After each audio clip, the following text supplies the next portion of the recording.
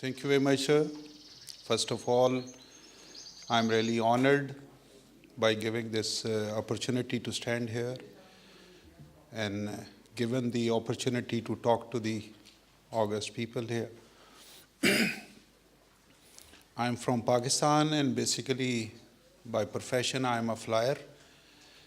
And about 18 years back, I just got some idea that instead of serving one force, I should be doing some work in the education sector because it is the basic requirement now, especially in the underdeveloped countries.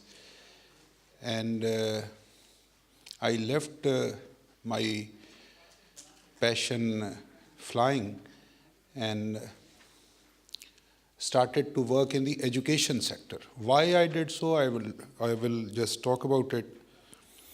I targeted in the, especially the remote areas of Pakistan, the villages, and right now I'm having about 26 institutions and teaching more than 10,000 students right now, and maybe in the last 18 years have passed many thousands now.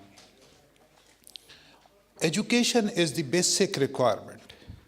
Here you people are doing a wonderful job here, and dialogues between the different cultures and dialogues between different nations is the basic requirement. But I must tell you that this dialogue will work only if the basic education is there.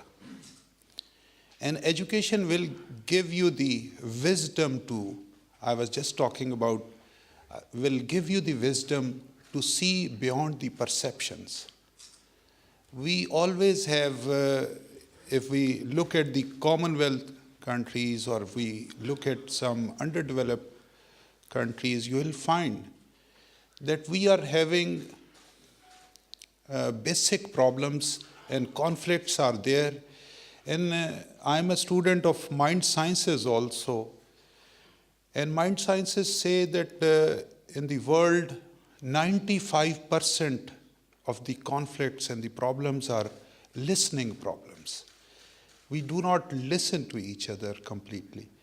We do not try to understand each other completely. And listening is part of the human brain, basically. And mind sciences say that the brain, while looking from the thought process, every brain has three portions. One is called reptile brain, and the second one is called mammal brain, and third one is called the human brain. And reptile brain God has given us just for the emergency handlings. And the mammal brain has been given one-step operation, and mammal brain is given for the survival. But for decision making, you got to take the decisions, you got to handle with each other with the human brain. And human brain is not one-step operation. It is 5-step: listening and observation, collection of true data, analysis, coming to a decision, and then making a decision. Whenever we will listen to each other, we will come to some conclusions. We can resolve the problems. So how to make the people listen is the basic theory then. And for that thing, we have to keep them away from the reptile brain reactions. If we look at the world on a larger canvas, you will find all the world problems. Every big leader or every nation, one nation or one leader is saying one thing, and reptile reaction of the other. And then other reaction and other reactions. If they want to set the things right, if they want to listen, if they will listen to each other, they will understand. Listening itself has 4 or 5 steps. Not listening is one type of listening.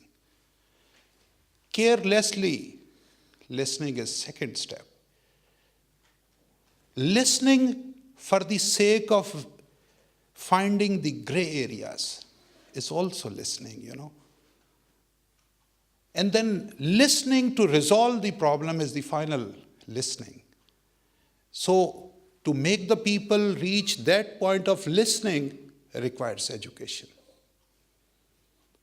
It will not be done without education. So we need to maybe my humble submission will be that we need to educate the people. We need to invest more in our countries on the education. And it automatically things will be set in the right directions. Because every religion has all the good things in common.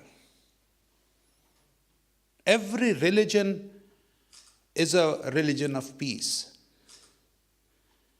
And all those who are having some perception and having some intentions are basically not listening to the other people, and they are just angry about it. Maybe they need to see beyond the perceptions. So this is my humble submission here, and I'm again really humbled and grateful for this opportunity that you people have given me. Thank you very much. Very good.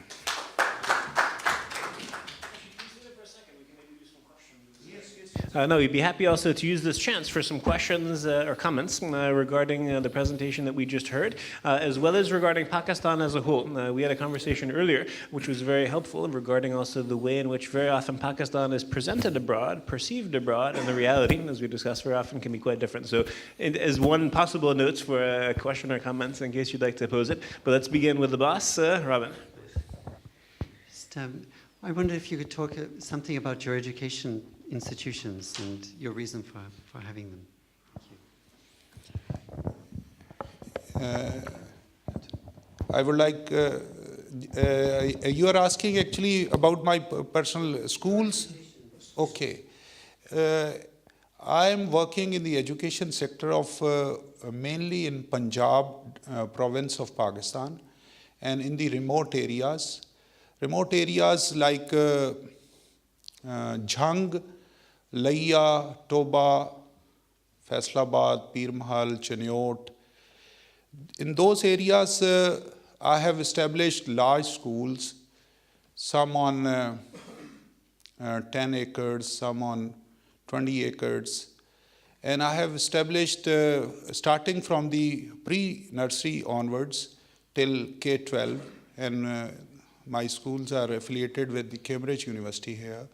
And we are carrying out the O-levels and A-level studies also, along with the Federal Board Islamabad studies. And basic concept of my education from my point of view is that apart from only delivering the syllabi or the curriculum, we need to have a proper character building programs in the schools. And once a student is joining the school at the age of 3 years and leaving the school at the age of 17 or 16, he is or she is there for 13, 14 years. So he or she must learn something other than the books also. And that is the basic ethics, basic attitude. And attitude is the rather ultimate thing, because Somebody rightly said, your attitude will decide your altitude. So your grooming a child is not only just teaching. At times you need to cut some kind of kinks, some atmosphere or some society is giving some kind of kinks to the brains of the children, and you need to, clean up the things. So comprehensive character building program is my major program in my schools. And I have established that basically 10 points are targeted in that program. And every program then is being followed by certain activities. Like if we see that here somebody has put a gold here, a gold ring, and nobody is looking at me, then I'll come and say, maybe I'll pick it up and say, it's mine. So there's a need to put something in my conscious that this is not mine. So for a character building, for each and every point, then we follow certain kind of activities. That kind of education I'm trying to give in that area. Basically, I'm still saying that I need to learn much more from people like you, so many learned people. So I move around, meet people, learn a lot of things, and then go back to my village and those areas, and then try to transfer those kind of informations and knowledge to those people. I hope I have. Next question. I'll bring the microphone. Thank you. Thank you very much. Nice presentation. I just wondering if we can talk about Masala. Masala, the young school girl. Sorry. Malala. Yeah, Malala. Yeah. Yes. What has changed Yes. since that unfortunate incident? Because it's something that touched the heart of people all over the world, and it's something that shouldn't happen again. Yes. Thank you. Thank you very much. Malala is basically, as you are asking, it is not one girl problem. This is a symbolic kind of activity. And overall, if you think you need to, understand more cultures of Pakistan and Afghanistan especially, there still girls are not encouraged to go to the schools, basically. At now, positions are much, much better in Pakistan, and I am working in the remote areas, and a lot of girls, they are studying with me. More than, I think, 50% in my schools are girls already. But in some areas still, there is a mindset that girls need to just grow, should know how to run the house affairs, and get married and get going. There is no need for the education. Basically, this is the mindset. So in that mindset, this Malala incident happened, but somehow the other, from Malala side also, it was maybe it was the media activity more than the actual reality also, but there is some problem, and we need to address it. Malala is a symbol that she fought for it, that I must go to school. This was the one-line statement, that I must go to the school. You cannot stop me. So things are improving, and that's what I'm saying, that we need to go beyond the perceptions. If somebody is having a perception that whole of the country, maybe the whole Pakistan and the whole Afghanistan is just anti-Malala kind of a people, it's not true. The girls are working very hard in every field, and in Pakistan Air Force, there are many fighter pilots, ladies. There are so many commercial pilots, and then in every field, every profession they are working. But there are some remote areas and where still government cannot go and establish schools. So they have their own cultures. So in that kind of a culture, if something is happening, and we need to address of course we need to address the things, and we need to more invest in the schools, and we need to give access to each and every student to the education facilities. So this kind of a thing is there. Otherwise, it is not a mindset of a nation. Can I ask? Yes. Since you've been successful in your village or in your community or in your city, is it not possible that people like you go and talk to the people who don't have the mindsets to actually give them encouragement? This could be, on basis of good doing. You mean me? Yeah. No, Yes. No, I mean, you could go and explain to the other guys that it is a good thing to do, because what you're losing is all the intellectual, in all ways, potential of women. You're losing that. Yes. The country is losing that, not just the girl. So then, in a sense, this is the doing good, that you could go. I'm not talking about you personally, of course. Whoever is enlightened and is seeing good results, 50% women, whatever. Then to go into those places where there is no women. But another way is political. If there was political will, you could make compulsory education until 16, like we have in this country. You're obliged to go to school, whether you like it or not. Of course, somebody can't force him with a stick, but if the child wants to go, he'll go, because there's compulsory education. So therefore, that is a political will is lacking, So if everybody goes and tells people, the government, whatever, their MP, we want schools in our village, even if the old-fashioned people, they don't like it, but they have schools, something like that. Actually, I must, thank you very much. Thank you.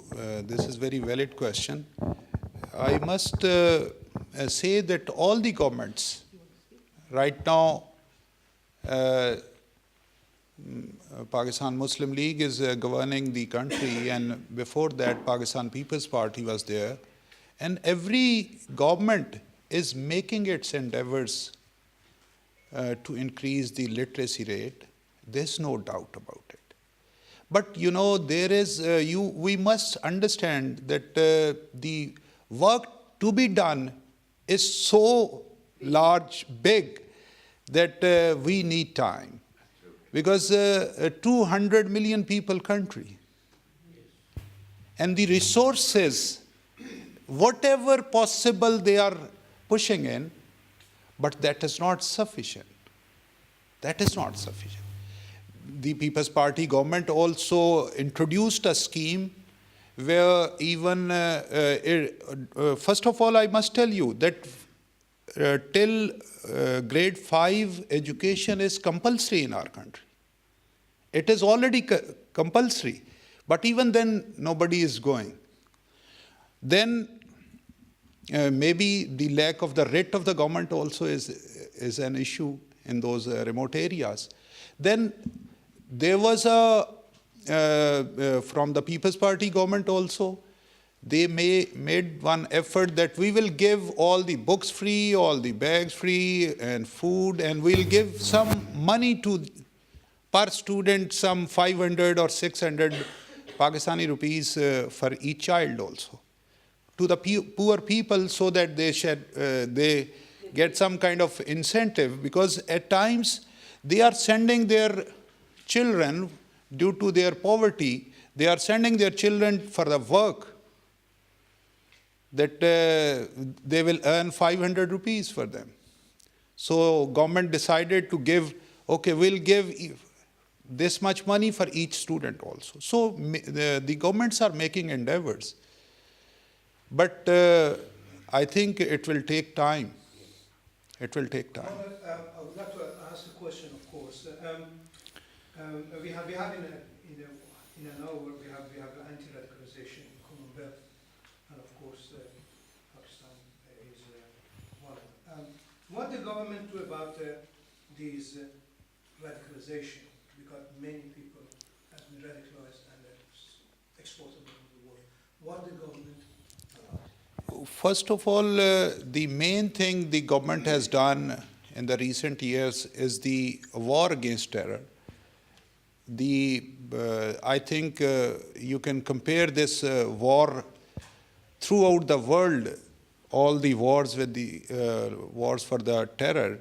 This is the most successful one, the Zarb-e-Azab I am talking about. And if you understand the terrain of that area and the mountains and then caves, miles long caves, and they are having headquarters, and it is very difficult to fight.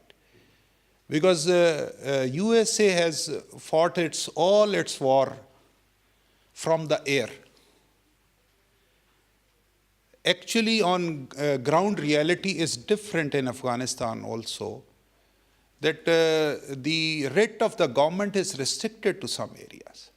It is not having full writ on the whole of the Afghanistan. Because and basically the reason behind is that terrain of that area is the most important factor which is delaying the actions against the terrorists. And so for your question, first of all, Pakistan is fighting a war against them. Then they have, in every province, they have dealt with all the madrasas with a new program that in all the religious institutions, the other computer and IT and different other education subjects are included in the curriculum. And thirdly, then a general awareness drives are there now. And maybe 5 years before, it was difficult, even difficult in Pakistan to say something against radical people. It was a tough time, but now talking about or talking for a radical element is impossible in Pakistan. So things are improving. Again, it will definitely take time, and I hope and pray that we will be able to control all the elements, and a new wave of basic wisdom, I think, has come up that we need to get rid of these people. And definitely, each one of us, whosoever and whatever religion he or she is maintaining, must love and must have respect for his or her own religion, but have the same kind of respect for the other religions also. So this is very simple thing. So this kind of awareness is there now. Like in my institution, this cadet college is a large institution now. About 1,700 students are there they are living. They have come all across the country. the Pakistani students from different provinces, and in which we have lot many Hindus with us. They have come from Sindh. There are Parsis, Christians. So we have, if in our daily routine, we have a rising bell at 4 o'clock and pipe down at 10 o'clock p.m., then till that time, between if we have some time for the religious rituals, so everyone, every religion, every student is supposed to go and offer his or her religious rituals. So this kind of things are there. Thank you, sir. Thank you, Commander Suhaib Farooq, for the excellent input to our ICD conference. Sir, I'm honored, sir. Thank you very much. Thank you, sir.